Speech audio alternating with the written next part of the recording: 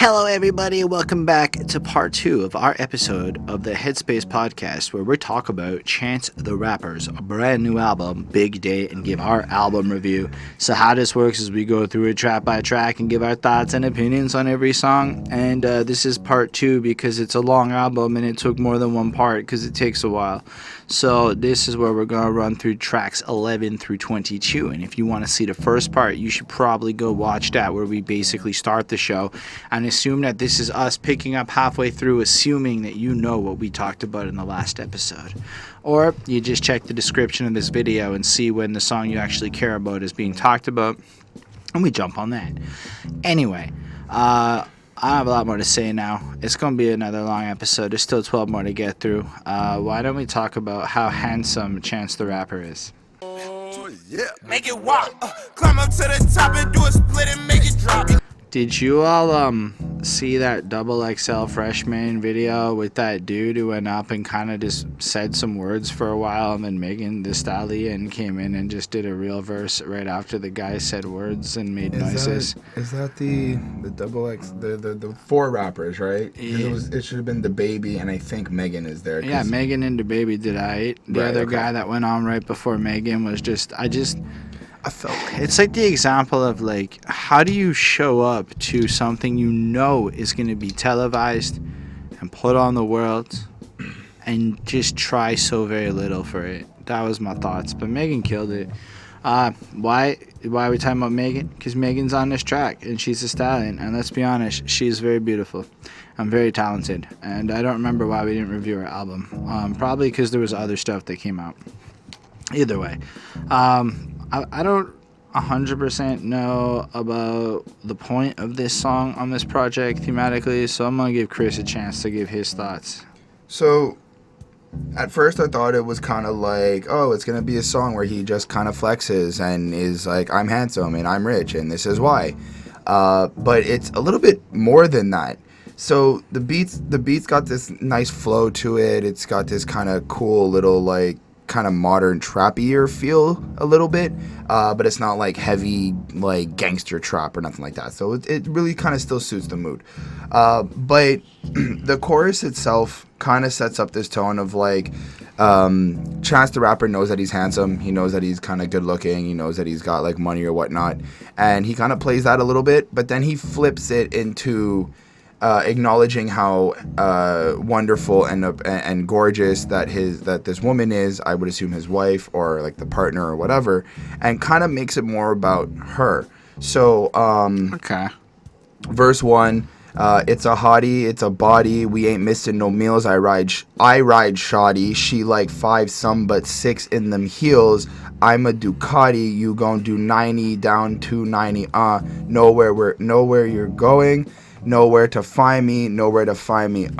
So first off, what really stood out is he's riding passenger. He's riding shotgun. So what I kind of feel like he's kind of going this perspective of like, he's giving this perspective of the other way. So instead of being like, he's kind of doing it like, instead of like, he's appreciating this person. Like he's praising this woman, you know, everything about her is great, but he's kind of giving it on this perspective of that she's acting a certain way because of his status, I feel. Well, I mean, I get what you're saying. I think it does take, like, it's flossing. Like, he's probably feeling really good about himself, but in the sense that he feels like he's handsome because she's so amazing and she's with him, but it kind of fuels back and forth and promoting it. I do have to admit, I like when he goes, climb up to the top and do a split, make it drop after, you know, telling her to walk. He's like checking her out. Which I kind of find makes it look like he's praising You look good pregnant. Anything you make it pop. You out here baking hot like Megan. I'm a bacon when it pop. So he's just pointing out that no matter what, man, when I look at you, it's just amazing. Like amazing, like how Megan's hot too. But you're the real hot one to me. And I feel like, so, because to follow up, he goes like, baby, you look good, you look gorgeous, this right here, your city, I'm a tourist, I know I'm a catch, I'm a swordfish, got me on your hook on your chorus. So I feel like in a way he kind of is like... I really hate the hook on your chorus line, that's too obvious. Fair enough. But I like how he's kind of going like, I know that I'm attractive, I know that I'm handsome, like he's got that self-confidence. So he's making it more about the woman in his life where he's like, I wouldn't be this in a way, like, I wouldn't be this if you weren't so perfect. That's fair. And the chorus kind of reinforces that love of each other and feeling like that. And then Megan Thee Stallion comes in and kind of points out her game. I have to admit, when she said she don't suck at sloppy, she don't like to ride it, she don't like to boss, she ain't really wifey, it made me go, whoever gets to date Megan Thee Stallion is a lucky freaking dude and should not mess that up. Because the fact that she's saying those things are important and she feels they're important to be a good wifey, dog, you are in for a good time is all I'm trying to say. That sounds great. Get with the program. Either way, he's pointing out that like she has this like confidence where she's from, what she looks like, what her skill game is, and everything. You know, and I kind of just like, I know you need some pussy when you argue and we fight, and don't you put them in our business, we beef and keep it private. So he's like recognizing that half the time you're probably fighting, you're just horny, and you're just too stupid to recognize that. So I'm gonna rectify the situation properly, but also keep stuff private. It's our business, it's not anybody else's. But I like how she's addressing it though. Like I like how, because and this is like my own experience, right? But like a lot of the times, you know, if I'm upset or whatever and I'm talking to that my significant other, it's kind of just like there starts a fight or an argument or a battle, and it's not really like what's really bothering you, like what's really this. It kind of just gets heated from there. And I like how she's kind of like putting that in there, like, yo, is this really an issue or do you just want to fuck? Because we can fix this. Like it kind of feels like she doesn't have time to be dealing with this bullshit. Well, it feels more like she's empathetic to the situation to understand that whatever trivial thing you're upset about in the moment isn't really what's up. And look, we could, instead of wasting time having this argument, we could take this smarter activity, like I'll bang you, and remind you that whatever you were mad about isn't really that important. So I don't know if it's so like time wasty, but more in the sense of let's do smart things for our future together. Fair enough. But that's kind of what the premise of the song is about. It feels like it's just really kind of like, in a way, I kind of felt like women empowering a bit, because it doesn't really have much about well, Megan Thee Stallion clearly is like women empowering. I definitely agree that there's a juxtaposition of the typical approach to how this song would be on the gender flipping, but I also think it's kind of how you're supposed to feel about your partner. Like Megan saying like, I'm valued, you should value me, and Chance is like, yeah, we all look better together. I agree. I left it with a 4.2. I gave it a 4.25. Sonically, I was very impressed with Megan Thee Stallion, and I'm very impressed with the talent everybody displayed. But I found my interest in this song wasn't as much as other ones on the project. Anyway, there's like 22 of them, so a couple of them are allowed to not be 100% the biggest of fishes. Just like big fish, I seen O's, I was always just like which one day big. I feel like this is like the album has taken a weird twist, right? Like I guess the post-marriage, and then, you know, the last song has like we look good together, so it still follows through. Here it's kind of like I'm really becoming successful in my own regard, even though the world maybe isn't letting me in, and we're like coming into fruition, and Chance kind of like takes his more clean side, and then Gucci comes in and does his Gucci thing. Can we just acknowledge how good Gucci Mane really, really can be sometimes? Like, it's not necessarily that Gucci Mane is the lyricist of Kendrick's capacity of great bars or whatever. Right. But, like, anything is possible if Gucci can do it. And if you look at Gucci's life, what he has overcome to be the man he is today versus where he was, he's a guy who can make that statement, and it actually has a bigger level of truth than otherwise how it would rapidly be. I'm just not like... If there was a tractor trailer full of Kush, Chris, I bet you Gucci could move I it. agree. He used to drive a Buick, Chris, and now it's a Rolls Royce. I'm the young hoe's choice that make the old hoes moist. And I like that he appreciates hoes of all ages with the desire to get them moist in their pantaloons.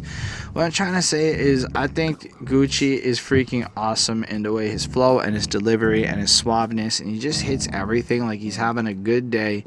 You know, and I like the fact that he recognizes he's coming in and he's doing his Guwap the Trapper and Chance the Rapper. And I thought it was fun to have that, like, two styles coming in. It's these two guys debatably fought their way against the adversary of an industry that didn't want to accept them and earned their spots to be exactly like that. I like the hook. I swear my story just like Big Fish. Big Fish is that movie where the dad tells a bunch of crazy stories and he swears they're all true and stuff. So he's kind of saying my whole life is kind of like that. It's like Big Fish and whatnot, you know. I seen old hoes. I was always like, which? One day, big catch hit the bait, switch. I was on the line. I became the big fish, yeah. So it went from almost like him fishing for hoes to becoming the desired thing, the one that people want. Right. So perhaps this part of the album is exploring more of his ego and the part where he is desired by people and some of the complications that came alongside having the marriage and being the girl and whatnot. So now he's kind of cool. I don't know. The verse is all right. Birdman hand rub, that little whatever. This shit fit me like a damn glove. Shit cleaner than a hand scrub. Feel better than DJ Khaled fan love. This that rock the pride the man club. Ain't no love in hip hop. That's a fair line. They end up keeping up with the Bennetts. So what's cool about that is he kind of comes in and he plays up on a bunch of meme stuff, almost like really like just kind of top level superficiality versions of hip hop. And also how he's not in that, and that doesn't have any love. Like Love and Hip Hop's a show, as you all know, and Keeping Up with the Kardashians is a show, so there's no Keeping Up with the Bennetts. He doesn't have these kinds of things going on, and I guess he's just kind of comparing it, and this kind of forced him to be a little more of a real tactician and whatnot, and flows through. And I felt like his verse is all right. There is a part of me that's like, holy crap, this album is long, and I don't know that we're getting to a whole bunch of new at a certain point. Like, I'm also, my interest in this song also just was, I feel like we went from like, I was super relating to like, now we're a little bit over here. And that's cool. It's an album. We're going to go over here for a bit. And when it comes back, I'm going to be a lot happier later on in the album. It's alright though. I thought this song was fun to listen to. It has another great vibe, but I feel like more than I care about the lyrics or whatever, these last couple of songs have been really great vibes. However, Gucci does add some hypeness to it in my opinion, so I give it a 4.35 on 5. So I gave it a 4 on 5. I like the song. I guess I kind of like what they're doing, but it kind of just felt really straightforward. For me, like, Chance is kind of just explaining, like, you know, what he did to kind of get where he's at, and he's the big fish now. That's kind of how I took it. And Gucci, you know, anything that's possible if Gucci can do it, and he kind of just follows through on a lot of the things that he's kind of done to become where he is today. So I totally respect both of what they're doing. Just the song, like, the song really, for me, I feel like a hit or miss, and it's really just kind of dead set in the middle. So I give them a 4 on 5. They both rapping really well. Their skills are good. What they're saying is just, you know, really honest and just kind of just genuine to them. But that's really it. I'm going to drag it out. That's fair, and I'm not gonna lie. I did feel like at a certain point there was a lull in this album, but on the other hand, there's probably somebody else out there. It is worth keeping in mind, and I acknowledge this. The parts that I was really into is kind of the lull, and they're stoked for this part. But I feel like what he's managed to do up until this point is, again, on every song, showcase a different style coming through it. So now we are getting some more of that more modern trappiness that's coming in, right? These songs feel more like recent, I would say, than some of the older ones, which kind of felt like almost either next level new wave and going in different directions, or like right, throwing back to an old school. Here we're in the now and like kind of banging it out, which I think is a smart choice for the goal of showing how great you can be with it all. Anyway, this is okay part of the album. The next song though, so we don't dilly dally any longer, is just Ballin and Flossin. As long as I'm with you, baby. I mean, Shawn Mendes is just not like, you know, like of the names you're not expecting to come across when you're on the. You know, I can see it though, like when you listen to the song and like Chance and his voice is using and just the hypeness to it, and get it. Shawn Mendes, and it sounds good. It sounds. Tonight it's your birthday. Let's blow out all the candles. But this really, I feel for myself, it does really feel like a radio type of jam. Like that's really just what it is. It's like very mainstream type of pop to me. It still fits because it's kind of like it's your birthday girl, his wife. You know, in this case, I'm assuming Chance's wife. Let's go home. Let's have a nice little party in the bedroom, just you and me. You know, we'll just do whatever. We'll play Jenga. As long as it's you and I, we're gonna have a great old time. And it's super sweet and whatnot.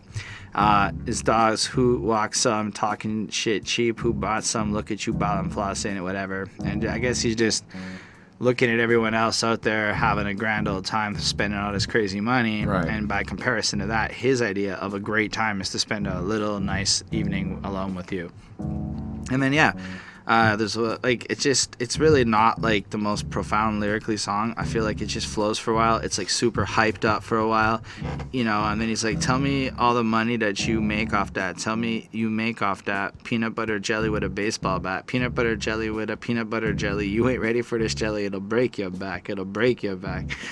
I'm like, yeah, this is just a song to like fucking go to the club and dance to or whatever. Like this is really, or a song to throw on when you're at home and maybe you've done a molly with your girl and y'all feeling each other in a real deep way and you want to grind on each other.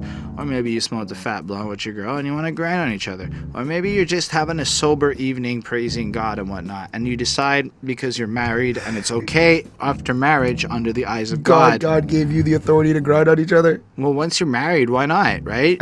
Like seriously. I know. I'm not trying to be a dick. Honestly, I'm not. The build up to that was just so funny in my head. Should I ever become married, I'm going to write a song that is the most perverse X-rated experience ever and call it Married People Sex.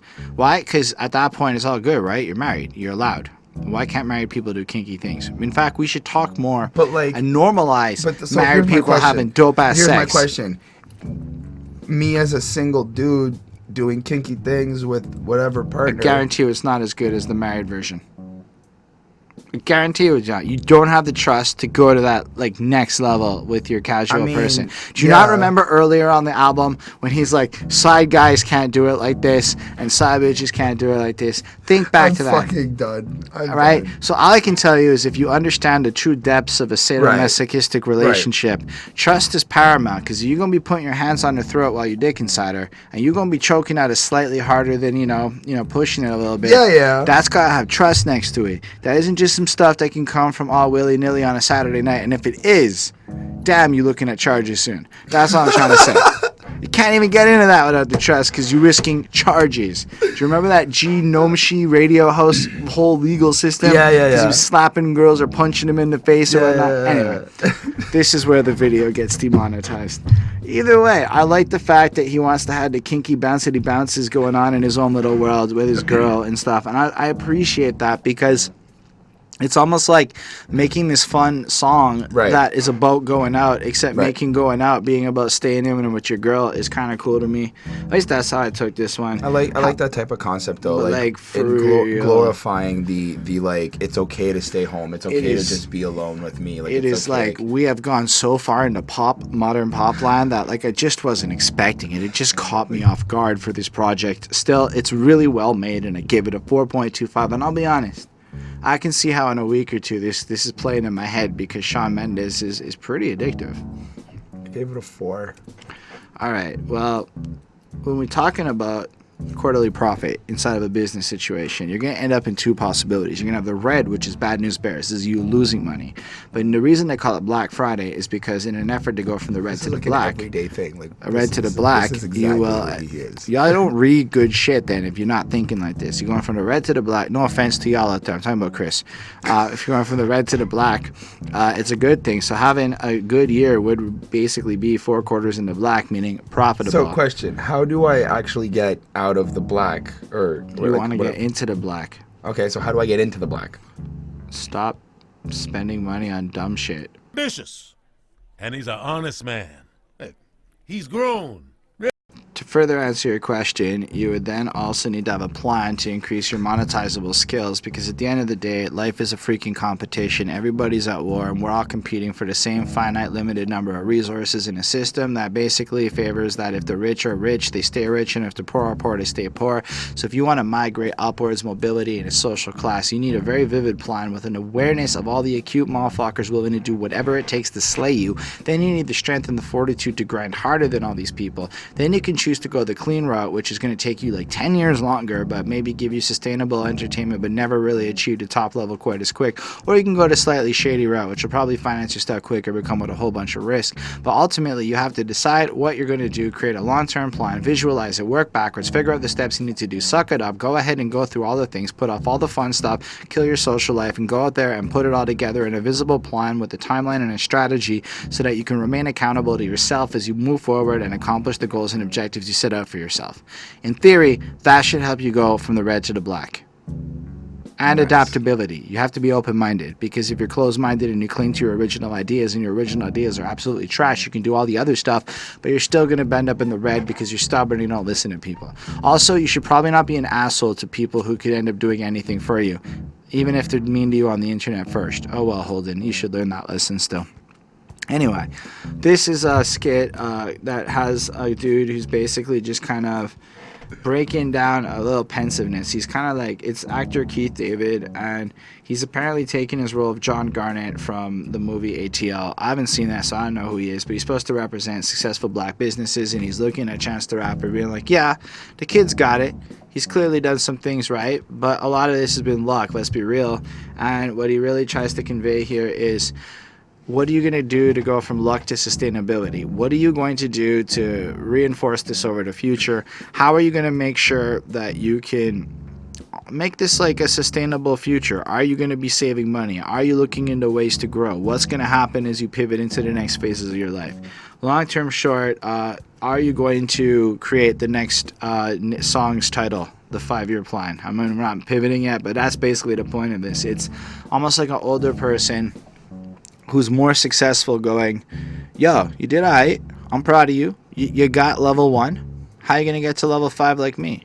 Are you going to think about the real big boy stuff now? And then lays it down with the right series of questioning tones.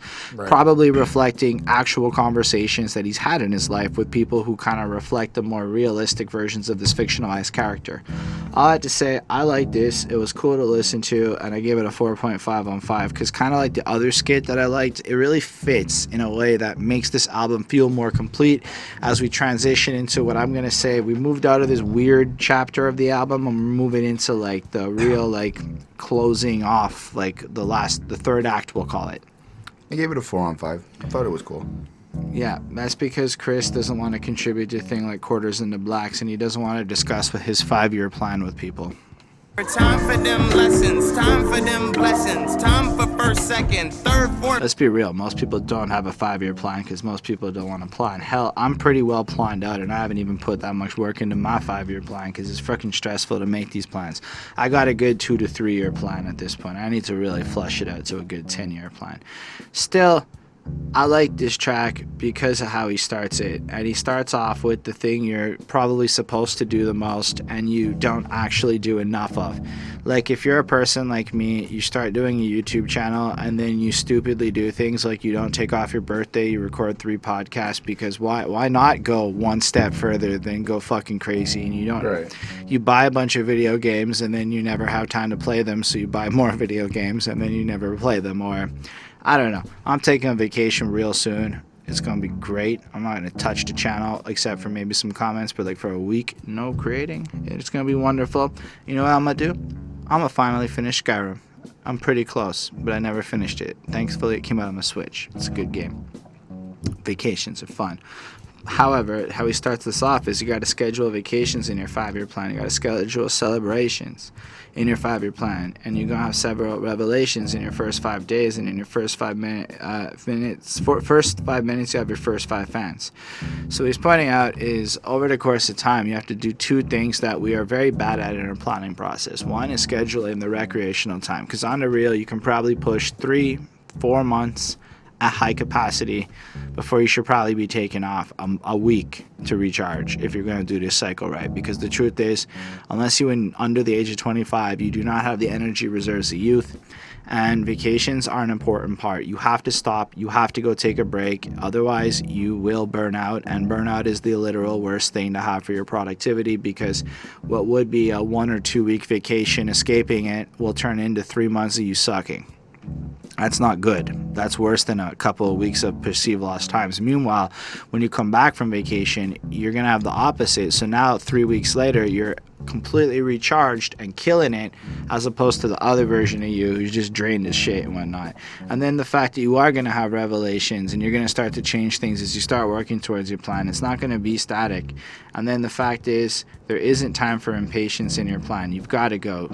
But you do have some time for hesitation because it's a 5-year plan. So you have to keep moving, but you don't necessarily have to commit to everything right away. The goal is a lot of things are going to happen in 5 years, and you have the luxury of being able to plan it out properly and do what you've got to do with it. Which is, I think, something that I really like about this song is because I think when you said earlier, like, you know, not a lot of people may have a plan or not, right?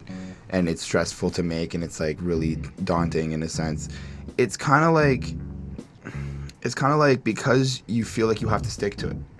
And Chance is here kind of explaining, like, yeah, you have to stick to the end goal, but you can, like, fuck up. You can, like, take a step back. You can make sure that, like, you know, you have that space or that freedom to readjust.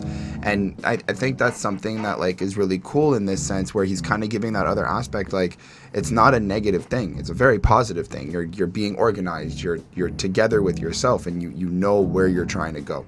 That's something I did enjoy.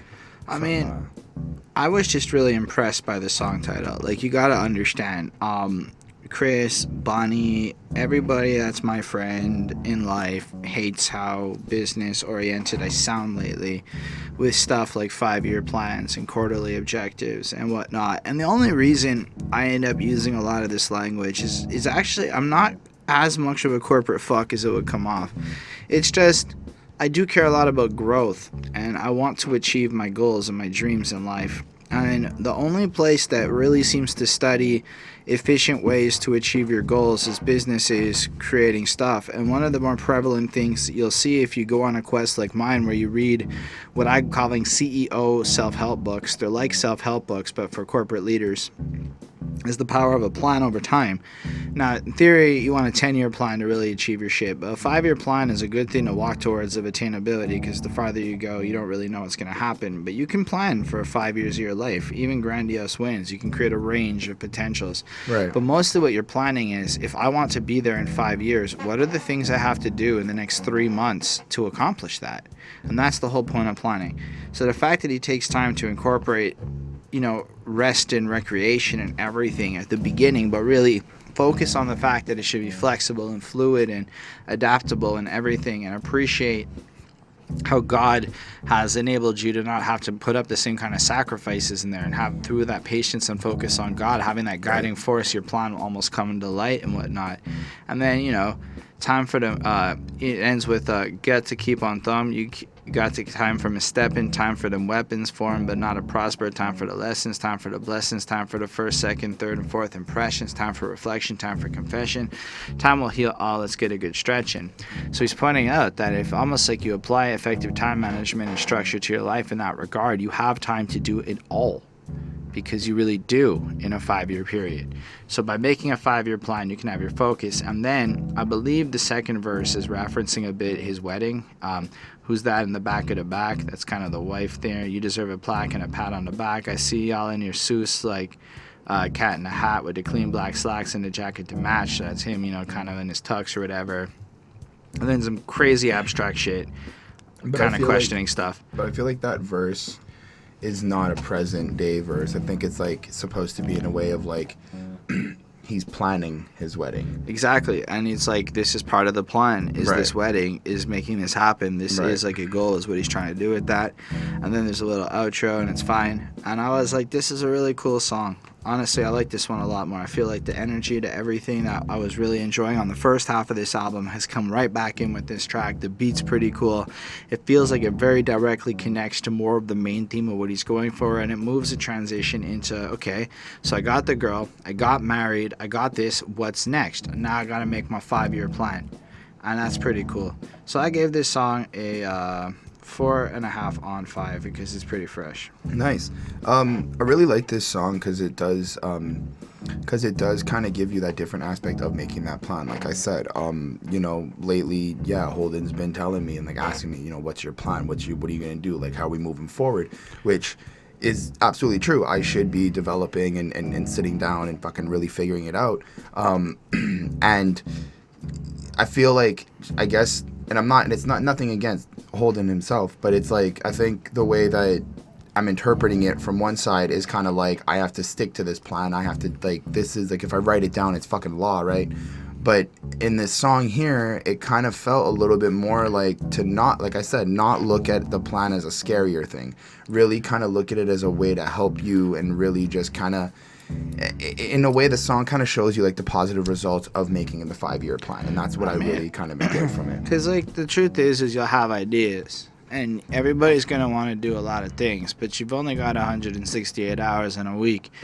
And the truth of the matter is, there's a million good ideas, but what are your real goals? And because you're going to have your goals. My main goal in life is not to be a podcasting YouTuber. This is a very efficient way compared to other things I've come up with to do several things in my life that will bring me closer to my goals. Now, if I do this for the next 4 or 5 years even, it will unlock the doors I plan on unlocking. That isn't like, this is it. This is just a phase in a journey to support it. And the day it stops making sense is the day I'm like, sorry, patrons, it's over. But that's not coming anytime soon, because it's actually more interesting than when I started doing this in the first place. But overall, the reality is most of the time you're going to have to say, I'm going to do it later. And then you do it later, and that later is when you can get to it. And that's the point of a plan. A plan is not to say, it's not scary. It's just to tell yourself when you're going to work on something. And then otherwise you keep track of all the things you want to work on. So it's in fact simpler to have a plan, because then you don't have to remember half as much, because it's all written down in your plan. It's super fresh. Makes sense. 4.2. All right, why don't we move on then as we talk about the next song. And I have to admit, the way he connects it, he says, the only thing left to say is, and then it moves into the next song, which is Get a Bag. Court, we run plays that shit a sport. We some G's, we don't want port. Go crazy, make it. Like, for real, this kind of felt a little bit like a parody of the Get a Bag songs that are out there. Yep. And it was just, I did not like this hook as much as other ones. He just did it slow, and his I don't know. Not my favorite hook. I do like when he goes, telling you now you're my only one. And I do believe in his mind, the bag he's describing here, he's repurposing the term from a sack of money to say it's a prize, and the prize he's looking for is the woman of his dreams. Mm-hmm. So in that regard, he repurposes it, and I kind of like it. You know, hey, I pull up that Elon. That's a cool way of talking about is Tesla. All these felines, I stopped smoking cigarettes. Now pussy tastes like key lime. That is an interesting point. Once you give up cigarettes, everything tastes better, and that's not something I tell you. Like, literally, I'll remember the first time I gave up tobacco for a while, and my tongue and palate had refreshed, and I ate into a burger, and it was just the most delicious thing I'd ever had. Big old Birkin bag she could lean on like a crutch. She said, babe, if it's too crazy, that 380 in my clutch. I say, yeah, you know, you my favorite shooter. Yeah, bim bim bang, buka buka. That's cool, and he flows through, and I just feel like mostly that's his verse, and that's what's going on, is he's kind of really into her again, which is super cool. But this is more like, I'm gonna make like a modern banger that Chris would go "ay" to a whole bunch, and make it about my wife, which is cool. And then CalBoy just sounds like he's for him it's just about making some money, and that's what's up, and just is a very standard verse that fits this style of music very well. And so it's cool, and then it just ends, and I'm like, did this really just happen? I mean, it's a well-made song. It's really well made in the regards that it hits everything it's supposed to do. And it's a cool thing to, again, when you're doing your 5-year plan, the next thing you do is go get your bag, which is the results of your 5-year plan. So it really fits, and it's really all the things right except for me liking it. So I'm giving it a 4.25 begrudgingly, because I accept that it's pretty good, but I don't really feel this song at all. Gave it a 4. I mean, it's pretty straightforward. I did like when CalBoy said, I know I got this money till my dying soul by the low. I come from the trenches, we was by the store. Baby, no, I don't want to buy your love, but my heart is gold. Gotta roll, all my homies old, I keep them close. Like, that kind of just sets up the rest of his verse, but it really just kind of shows, like, they're really about success. They're really just about making the money, or at least in CalBoy's verse, it's kind of like about making the money and really going at it. For Chance the Rapper, it really kind of just feels like he's, like I agree with Holden, he's kind of flipping the terminology around and really making it about, like, I guess his wife, or just that prize, and feeling like he's connecting with that. So that was super cool. But honestly, the song was a hit or miss, really. It didn't have that same type of, like, trappier feel, captiveness to it, so I wasn't really like, hey, the entire time, but, like, you know, oh, this is cool, this is boppy. It was nice. So 4 out of 5. I mean, if we're talking about moods and whatnot, I do think that it's important on a long ass album like this to change it up like this. So if you are gonna make the choice to go this length and you don't have that versatility, you run a significant risk. Like, by contrast, we're in the middle of the NF review because I haven't done part 2 yet. We're doing this first, and then I'll do the NF1 part 2 after. But his album was a lot more static over 20 songs, and you had to really like what he was saying for it to really work. I think with the Chance made sure he's saying the right things throughout each song, but made it in a way where you can just vibe to different tracks independent of the album, right, because he set it up this way. But also, when you listen to it through the album, like it's a different experience in a project like this to hit track 1 and listen to it to the end versus hearing any of these songs individually. So because of that, I do respect what he did here from the art point of view, even if I'm not feeling it 100%. That's okay. There's still 6 more tracks. Yes, 6 more. Anyway, we could slide around the review if you want.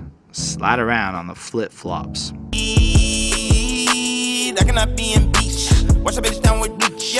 I'm just going to start this one quick, just because I don't actually have much to say. But I didn't like this track. I had to Google and figure out what the hell a salmon Gucci slide was.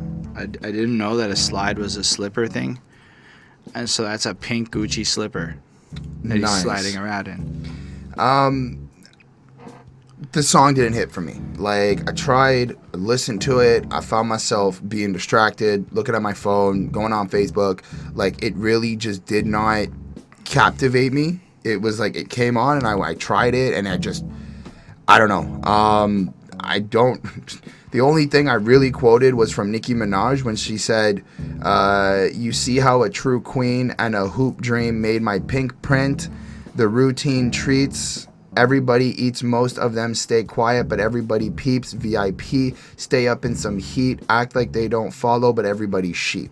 That was something really cool that stood out to me. I felt like that really kind of just was like embodying like what Nicki does, and there's been a lot of conversations lately that I've been kind of following around Nicki and how like she's kind of doing with her whole status right now. So I really kind of like that line, but other than that, this song didn't hit it for me. I honestly don't even particularly know what the song is actually about because I wasn't even that interested. All right, so I guess I got that. Lil Durk, no, I don't like his voice. It wasn't something that appealed to me. Good rapper, I like how he flows his stuff. He keeps it tight, he keeps it legit, but wasn't really into it.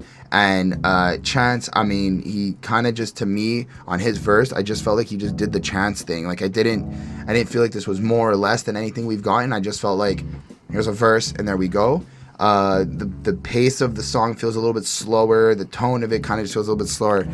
I don't know. I left it with a 3.8 just because, like, I do think that, like, they are talented, and I can see, like, what they're doing and how they're trying to do it. But it wasn't hitting a 4 for me. So yeah, I mean, the hook is fine. I don't really dig it. It sounds super generic, super pop, super mainstream.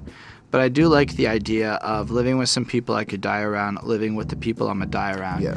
And in that regard, it's just kind of pointing out that it's not just like the people that I would die for, but it's the people almost that I'm gonna live throughout my life to get old with, to die with. Those are the people I would die for. It almost adds like an extra layer of validation to the idea that doesn't often get talked about, because anyone might just superficially add people to the list, but you should really consider this other variable before adding people to that first list.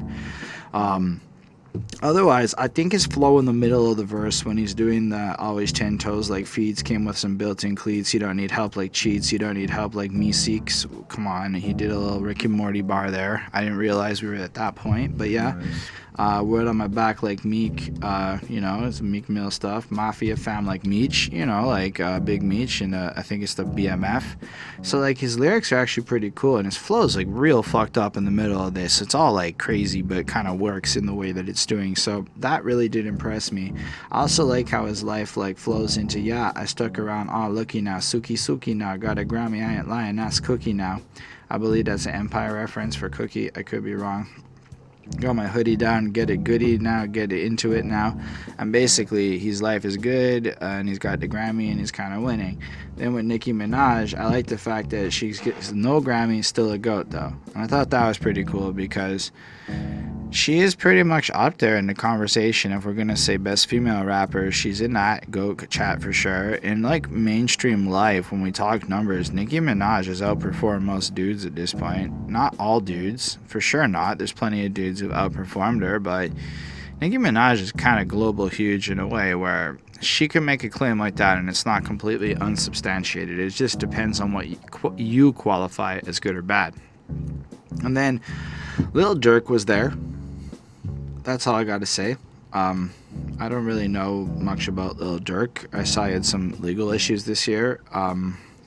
I don't believe Lil Durk will get a Grammy. I think when he said that at the end that his Grammy is going to come, I'm not convinced unless he gets a Grammy because he's like on a song with Chance the Rapper and Nicki Minaj and that song gets a Grammy. Then yes, Lil Durk, you can get that Grammy, but like I'm just not hearing the like Gramminess in him. Like Nicki Minaj has a distinction, Chance the Rapper has a distinction. If I heard Lil Durk again in 10 minutes on a different track, I don't know that I remember what he sounds like. And I don't mean any disrespect by that because again, like I appreciate everyone's artistry and styles and stuff, but Lil Durk just didn't hit me with the same level of finesse. But I don't think he was as bad as Chris pointed out. I think he's just in an era of music I'm not really 100% feeling, and I don't think he said a whole lot that I thought was super interesting. That's alright. I like the fact that he irons his pants though, because he has his pants with no crease. Anyway, that's fine. This song is okay. I think it's worthy of another 4.25. I feel like we're at this like pop side of the album. Like the other side of the album was more artsy, and now we're in a more generic pop phase. That's fine. But that's okay. We're going to just keep going, I suppose, because after a day has gone by, the sun come down. And cinder block cemeteries already ascended. I leave you my last name, I left on. This is a particularly nifty out of nowhere, like, I feel like we were in a lull, and then all of a sudden he made it interesting again.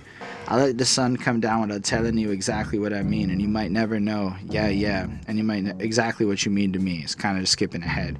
That's an interesting point, because it's almost like you could get to a point where you don't share your real feelings towards someone till it's over, till you're dead, till it's gone. And that's a reality you'll have to live with. So I think it's interesting that he understands and recognizes how closed off he can be in that moment. I kind of took it as like sometimes, and I like the sun going down at the end of the day. You know, you go to sleep, the day's over, you start a new day fresh tomorrow.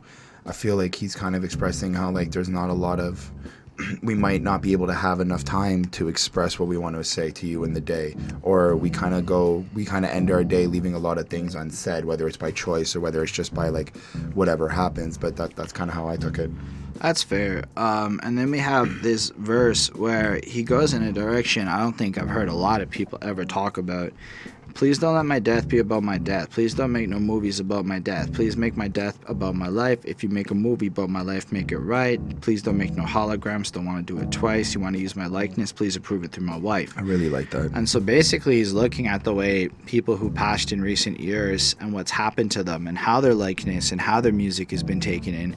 A good example is just some of the releases related to stuff like Lil Peep and Triple X Temptation, and you're like, man, there's just a lot of people who are just moving with this stuff, you know? Mm-hmm. Or the part where he's like, don't like try to reattach messages to things I've said. Don't try to like take the purpose of my music. So if you want to use my song, make sure you use it in the right context. Don't try to do some artsy crap like ironically use it to create a new meaning. If I said something, I meant it and whatnot. And that his wife is like the baggage right of his likeness, and you have to make sure she's okay with what's going on and just putting it out. This is like almost like his will that he's putting out into this track and making sure everybody out there is aware of it. Right. Oh, that was really just freaking interesting. Then the second verse has him just at home, almost like literally considering who to put in his will, and then considering that in a sense, like what's the difference between, you know, blood and flesh. So who's my people? Who's just a people? Right. You know, I don't want nobody to be at my wedding that won't be there for my marriage. They can see that shit on Facebook. They can like it. They can share it. They can look at that little dress, how she wear it, and then flows into some criticisms of what people say on the internet. But the idea here is you're not invited to my wedding if I can't see you being part of what comes after this wedding, right? Which I think is like a really cool like sentiment to kind of get out there, because it's like weddings and a lot of these events are really like kind of social and in a sense where it's like people want to come to these events, people want to do these things. What really kind of hit me is for right now in like learning business politics and learning like office politics, that's kind of my standpoint on some of these things, where I'm kind of like, why do I have to be friends with you guys if I know y'all ain't gonna be part of my life? And I kind of took that same way from what Chance is saying here, how he's like, I don't want you at my wedding if I can guarantee, if I know 100% you are not going to be part of my marriage, like you're not even gonna show up if there's a problem or whatever it is.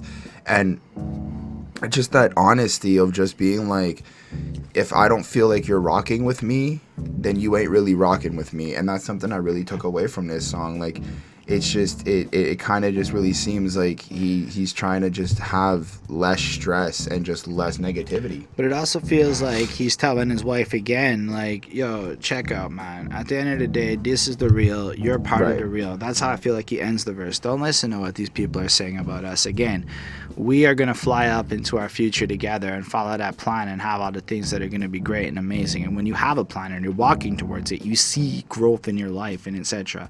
And meanwhile, haters will be haters, and that's kind of what's up. Either way, I thought this was a particularly good song. Not like great, but definitely a step up from what we've just been listening to. So I gave this one a 4.35 on 5. I gave it a 4.3. All right, now the next one I think just shook me up in the best possible way. It's a cool thing that not many people like to brag about. It's the literal opposite of the most recent Big Sean song. Found a good one. Single No More. Me with the lunch. She just tell me when it's done. It's every time. I couldn't figure out if he has like a lady doing background vocals here with him, and I really couldn't figure it out. Oh, apparently it is of additional vocals from Lisa Mishra and SWV. That wasn't on Genius earlier. Or if, because I know at one point he pitch shifts his voice and it's him singing in a higher pitched voice. Either way. This might be one of my favorite songs on the album because I feel like it culminates. So maybe we have the wedding day, and then there's some stuff going on as he's kind of adapting to it at all. And it feels like here it culminates into this moment of pure acceptance and joy. Like inside of his heart and his soul, he's fully accepted, almost to the point of needing to brag about it, that he's like not single no more. Like this is reinforcing, like we've picked up where the big day left off, and now we're following suit on that point. All the stress and the anxiety and everything, you know, you died down. You can. I feel like he went through. For me, I kind of look at it like the day, like the big wedding day is like day one of the marriage, right? Like up until the point that you guys say I do and you agree, you're still technically not married, right? So then you go into like your honeymoon phase and you do that, all that, but that's still kind of like sugarcoating the realness of the relationship, the realness of life and all that stuff. You're still happy and all that crap. Once you get out of that, you know, I've heard people tell me, I've spoken to married men, and they're telling me like, you know, some guys, they go through like a kind of like a depression or like this weird little phase because it's like they kind of realize that their entire life has changed now and all this stuff and whatever. And then the other guys are telling me like, nah, you come to realize like, yo, you're no longer single. You're actually with somebody who really cares for you. You're actually doing something and having like this family aspect and starting. And I think that's what we're getting from this song. Is really also, just... like, I wonder if the pacing, right? Having all this almost braggadocious stuff in the middle, right? Mm-hmm. Being a famous person getting married. If this was just kind of conveying some of the tribulations immediately after marriage that clicked in, and then it took a while for him to get to this place where he wanted to shout out this very song. And man, the chorus is just fun. I ain't single no more. And then somebody singing with him. And then I done messed around, found a good one, made just for me. I made just for me, and I found one. And then he has a couple of short verses But this isn't like it's a lot going on. It's mostly like an excited Chance describing how happy that he is that he found this woman that he can marry, you know? What if it's like a parody to all the other tracks? I don't think so.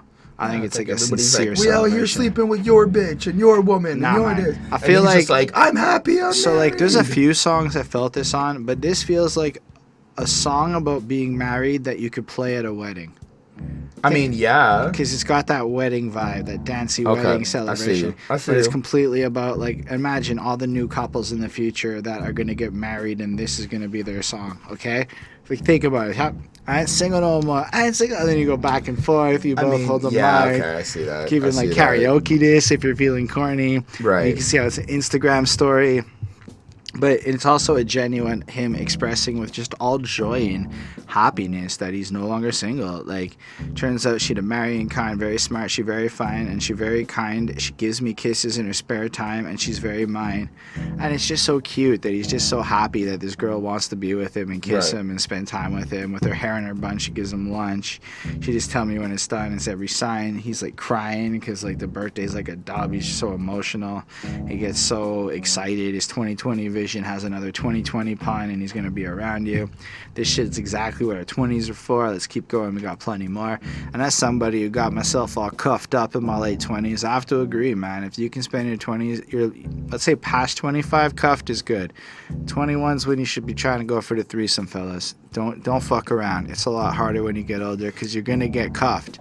And then convincing her to do it's going to be a lot harder. And you're going to want love more than you're going to want pleasure at a certain point for most of us.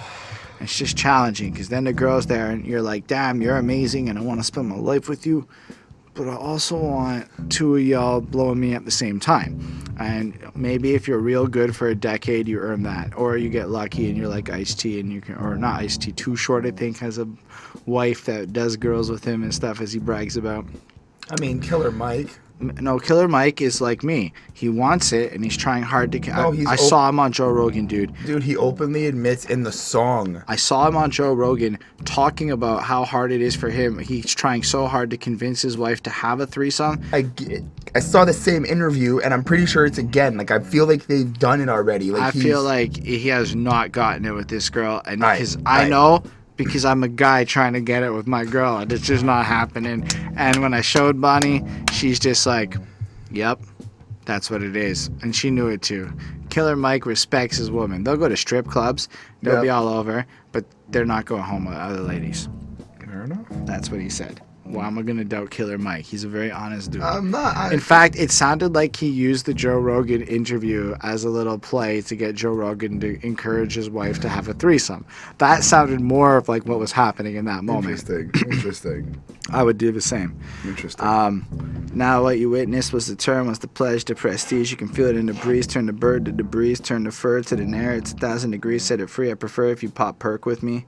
So I guess in that sense, I guess I don't really understand the drug part at the end there, but so I kind of like. right after the drug part, right, the whole thing slows down. Right. So I time guess. slowing down. So here's like we're gonna have our great. excuse to still making an excuse to it's- stay longer with that person and like And I slow down suppose time. she would have been around with him at a phase, possibly, where he wanted to do it with her. There we go. Because I know he had his issues with drugs, and he was going through a painkiller phase for a minute before he cleaned up recently. And then that's fair. And then the song goes bonkers, and then it just plays the chorus, the single No More thing for a while, till it all of a sudden has this part where he's like, now stop calling his phone. I see what you're doing. And then the lady's like, no, don't club him, don't text him. That's right. And then it's just like, I ain't single no more. And then step to the left and right. And it kind of reminded me of that Drake song, the one that like flips up at the end and gets all dancey and samples in a bunch of crap and Sure. it's just super out there. Because I really am a Drake fan.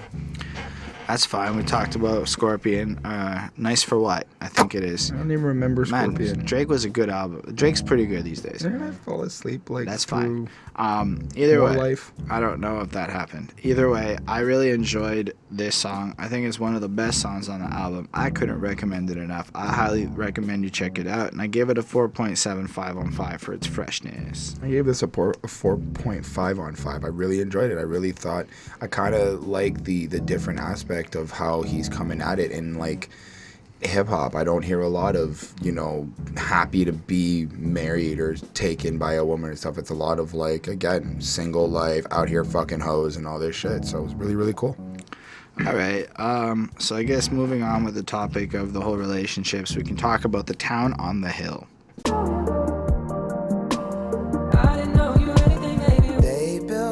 This is a very, I want to say left field moment where it gets real soft and singy. It's almost like the aftermath of the last track. So in the last track, you have this crazy ecstatic excitement and joy.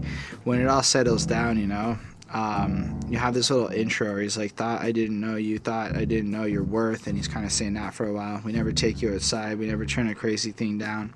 And it almost kind of has him ruminating over the idea that maybe she doesn't realize how valuable he is. And then it almost seems like he gets really reflective and then moves over. They built a town on top of a hill, yellow and hue, standing in plain sight. They caught my eye and spoke to my soul. What a good deed, I said. Thank you, Father, Father. So what I'm taking from that is he's kind of looking at his home and looking at the house, because if you look at the picture on the front, there's kind of a yellow hue to the album cover home that's there. And just looking at his family, and he's just taking a moment to be like, wow, this is a good thing.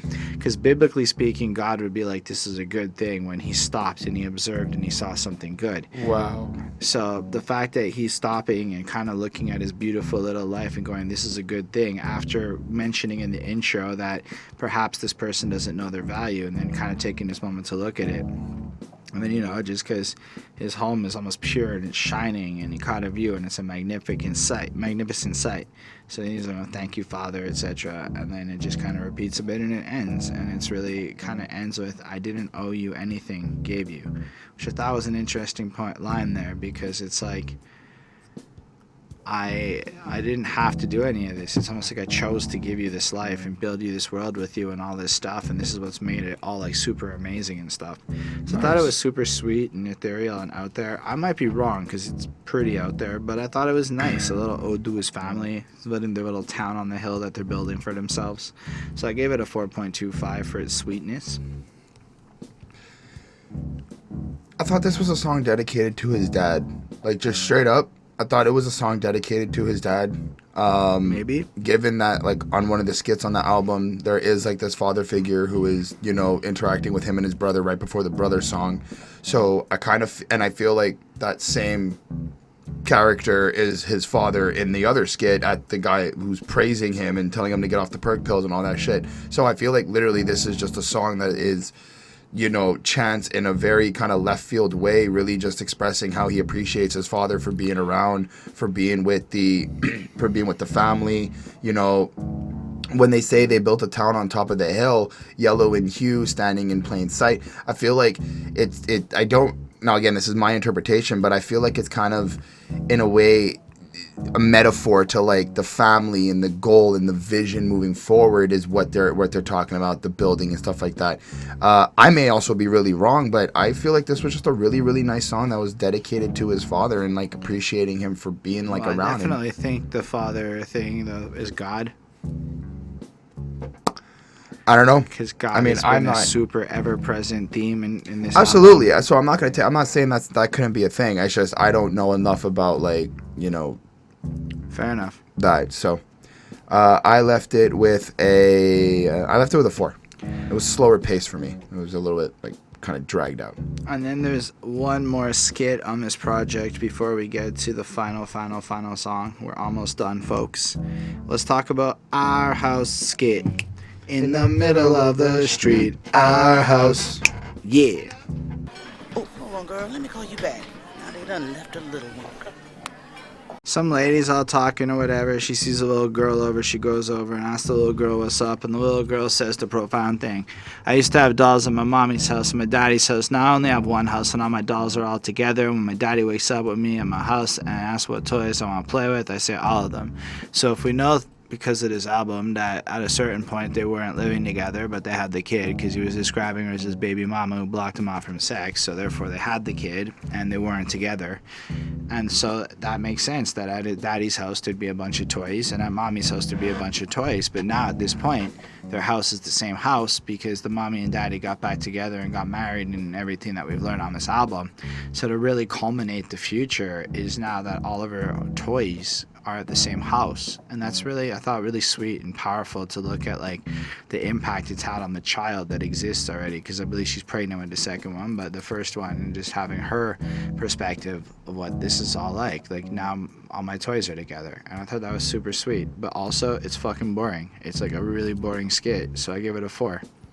I as well gave it a 4, but I think it's not actually a boring skit. I think it suits a lot of the theme of the album. I think it really kind of ties up together, because of course I know what the last song is, and after I heard it, it kind of made sense to me, but I feel like this ties up the whole kind of story that has been going through, where I kind of picture this is Chance's daughter, who is kind of running through the schoolyard or whatever, and one of the monitors at lunch or something, the school staff is kind of like talking to her, and she's like expressing how she feels with like whatever's going on in the dolls and whatnot. It's really cool to see the other aspect of the kid. That was something that was interesting to me, but it was cool to see like that he took the time to show that part, to show that like the joy, because the way that the kid says like, oh, but my house is together now and all my toys, like she's really genuinely happy, and I think it speaks more for like the situation is more positive, the experience, not is it just the child who's happy, but like Chance and the wife are happy. Yeah, like, everyone is happy. It's like culminating that like closing point through the perspective of the child, the missing ingredient of this family that in theory hasn't really been touched on a lot. Right, absolutely. I still thought it was super boring sonically, just some lady talking and some kid being cute, and then it's done. It wasn't funny like the other skits. Anyway, y'all might think because of Cinderella, that's right, it's a Cinderella reference, that we are some Zanies and Fools.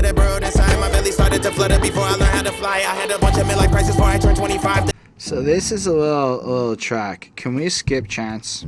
Because there's some gossip. There's some real gossip we gotta talk about. So let's jump ahead to Nicki Minaj's verse. Hold on. No, we're not holding on. Wait. Nicki Minaj goes, my home now, he declared to my Bonnie, about to walk down the aisle and be a mommy. So if you check the internet right now. I've known she's been pregnant though. How'd you know? Like, it's not a thing. Like, everyone knows Nicki's pregnant. Yeah, but nobody has confirmation. So this is the closest we've come to confirmation she's pregnant. I'm pretty sure Joe Budden told me. That's fine. I was just Googling what the internet said, and that's what the internet said, that people weren't certain. To be fair, this is some gossip that I don't really care that much about. But, like, it's relevant to this song. This might be the song that she admitted to getting married and having a baby. That's right. Nicki did it. She got knocked up and stuff, which is cool. Respect that she found her man and she's happy and total whatnot. Respect. All the respect. And how do you feel about the song? I like it. This is how you end an album. This is a really cool one to me, I think. Starts off, and it's Chance had told apparently the story of how he met his wife through Twitter, and so he elaborates on it here. I didn't really read the Twitter thread, but I did listen to the song, and it's just kind of like, we must be some Zanies and Fools to take a gamble on this love like we do. What a wonderfully crazy thing to do. Love like mine that we are powerless to choose. And I wonder if that's completely copied from the Cinderella by a particular version author of it that came out. But it's still a cool point where it's like, this love is crazy, so Chance goes in to describe it to us. Once upon a time I wasn't sure of myself. I could always claim I never had no health. Looked into the mirror, the most unfair of all. It hit the player's ball. It was unbearable. And he kind of rhymes like that. I thought it was really pretty cool. It's really nice. And he goes on to point out how he kind of devalued himself, and he was trying to be all fly or whatever, and maybe life wasn't pretty good and he wasn't feeling proper, had a bunch of midlife crises, things weren't satisfied, he wasn't happy. And then, it just turned to Casper anytime I turned it on the slide until I turned up the talent show a permanent high, Jesus behind the wheel before I learned how to drive because it's press. And I believe there he's kind of pointing out that ultimately his music thing spiked him up to where he needed to be and whatnot. But then he goes and thinks back, once upon a time I lady. So that was his part of the story. This is the Chance part, the rapper, the Yep. turmoil person. Yep. Then once upon a time, a lady who tried twice of being a good wife and giving a good life to both the little girls and ballerina types, she called the remix and opened her own site. So obviously this is the second time he's trying to be with her. If they had a kid back in the day, there must have been something once upon a time. Alimony is phony. She paid her own flights, handled her own stuff, and basically tells the story of this girl going through it, all to the point where it really going back to when they were all kids and she did this Destiny's Child dance, and he kind of fell for her. He fell for the one on the left in this little choreograph. So Lil Chance fell for a little girl that he married, and then moving along with how this kind of flows. Once upon a time I had carrots supplied to be a pair of rings I would share with the bride. Every kiss begins with clearer cut clarity sides. They were forever but marriage and apparent decline. Now I live in fear of doing what our parents are trying, etc. And it really flows to this verse where it's kind of like, yeah, we're actually going to get married. We're actually going to do this, and no matter what happens, at the very least my last name is something you can carry on. It's super nice and it's super sweet, and it's a really good way to like end this project, almost like the story of how they met and got together in a very loose kind of way.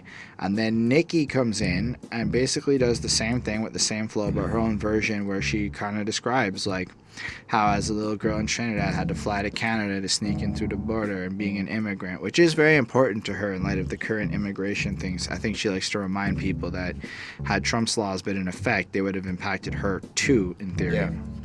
Anyway, made a bunch of money, and then her guy went to jail, got out, now they're getting pregnant, having babies, everything's cool, and she's gonna win. And then it just kind of ends with her going, it's possible to me, and then the album is just over. And I thought this song was amazingly produced, a great rush, kind of almost like I was craving more songs like this in the second half of this album, and I'm glad we got to end on such a high note instead of one of the more drab, pop chasey songs. We're back more on that real honesty kind of song. So I thought it was a beautiful way to end this album. I really enjoyed the because what I kind of took from this song is I enjoyed how they did these roles, right? So it's kind of like an overall Cinderella story where it feels like it's wrapping up the entire album, the entire project, or the other side was it's kind of like the prelude to the story of the project. Like we get at the end, you get the whole story, and then you get like the what happened before, because the way that Chance is kind of explaining his story, talking about, you know, falling in love with his wife way back when they were kids and kind of growing up and all this stuff. It was really awesome, and I feel like Nicki got to play the part of like the wife. Now, granted, her life is not his life, so whatever she says in her verse is clearly presented to her. I think, but I feel like I just don't think the features on the album serve the role. No. I'm not saying that's what they're doing. I'm saying like it, like the way I interpreted it, the way that I kind of listened to it. Yeah, at one point. Saying that's what I'm saying. You're doing that thing. I'm saying, nah, Nicki shut up and did her version of the core theme of the song about her life. Absolutely. Just like I think in the other one, Doodoo showed up, wasn't trying to be in Chance's life. They were just playing on the theme of Chance's song, right? So Nicki was not coming. I'm not saying. I mean, maybe there's the feminine role. No, I'm just saying like it was, for me, it kind of just seemed cute how like she like, you know, got married and all this stuff. Whatever. She hasn't got married yet. Oh, alluding to it. Either way, it was a good song in terms of just giving their experiences for what they're going through. I mean, that's fair. And I guess there is an element of Nicki being the girl doing it, but I definitely don't think it had anything to do with Chance. It was just like... never meant to try to directly connect it, but I get your point. Yeah, anyway. I gave it a 4.5. I thought it was good. That was a really great, strong way to end the album after we've gotten the whole, like, main story. It was really nice. And we have done that, haven't we? We've gone through 22 tracks off of Chance the Rapper's The Big Day album across 2 episodes. That's just how it happens sometimes. It seems to be happening more often these times. But I suppose the more you know, the longer it gets, because you're less dumb, so you catch more things, and that's just how it works. So I gave this album, though, if we want to wrap up, a 4.4863. I like this album a lot, and I think as far as albums with longevity goes, for the group of people who are going to think this is the most incredible thing ever, this album is not going to get old. Stylistically, I'm really impressed with this album, and I think it's an incredible rush, but if I'm being honest, there's almost no time I see myself throwing it on. unless I'm with a girl, in which I'm trying to like have a good vibe music going on. It's very good vibe music. I think if I was at a wedding, I'd want to hear many of these songs because it's dancey and it's fun and it's cool and it's got cool themes.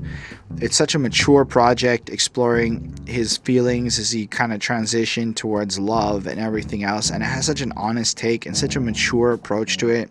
As far as his verses go, I think the guests do a great job of just adding extra little elements here and there.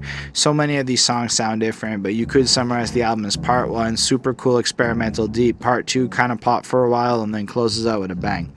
I think it's a great album, and you should totally check it out and let us know what you think.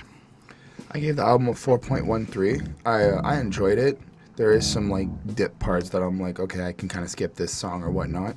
But I do agree that I don't think there is a time that I'm going to be going back directly to this album to really put it on. Can I just emphasize, this is just stylistic preference. I'm not talking about the quality of the album in that statement.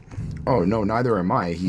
Chance the Rapper really proved to me why on this album why he is who he is. Like I now know as a first real project from him, this was a good shot. And this is something that I can really sit here and be like, nah, Chance the Rapper can rap. He's got shit to say. He's really he's wise, he's informative, he's got a lot, like he's just got experiences, you know, and I feel like instead of a lot of the music that I listen to, which is I guess like dark depressing or horrorcore in a sense, he kind of gives that other vibe of like really just happy and positive and kind of moving and succeeding and really going for your goals and your dreams. So it really is a good project. Just again, for style wise, I'm not coming to this. There's probably some song that I'm at, 1 or 2 songs I said I'd probably go back to or plus on Spotify, but other than that, I've got my playlist and my other tracks. So fair enough. That's fair. What you choose to listen to should maybe be what you like, but I think that if I were to make a list of best albums that came out this year, regardless of if I would listen to it, this is a contender of the amazing projects, cohesive projects, experiences worth having. And the fact is, it's a long album, but I don't think it gets boring. I do think parts of it aren't my favorite, but I never think it gets boring when you listen to it as an album. When you listen to the song over and over and over again, it's not necessarily the same thing. Anyway, again, let us know what you think. Thank you for watching. We totally care about your opinion, so feel free to put that into the comments of this episode. If you make that effort to comment, I'll make that effort to answer. Feel free to subscribe to the channel for more content. Feel free to like the video if you did. And special thanks to the patrons: Ismail Kadamsi, Chris Prado, Jonathan Barnes, DJ Black, Hurricane, Linda Williams. They support what we do. They help us get a new camera. They get to tell us what albums to review. So if you want to join the fun for $1 a month or more, you can check out the fun over at Patreon and help us become better at life than we are today. And you can definitely check out the music we make if you check out the description of this video. I think I said check a whole bunch of times. I'm tired, man. Anyway, speaking of checks, I'm going to go see Michael Che soon at this gala. I mean, by the time you watch this episode, I will have seen Michael Che, and you can ask me what I thought about him. Have a good night. Yesterday. That's right. He's the guy who podcasts with Charlemagne the God. Peace and have a good night. Live long and prosper, my friends. I can move my fingers.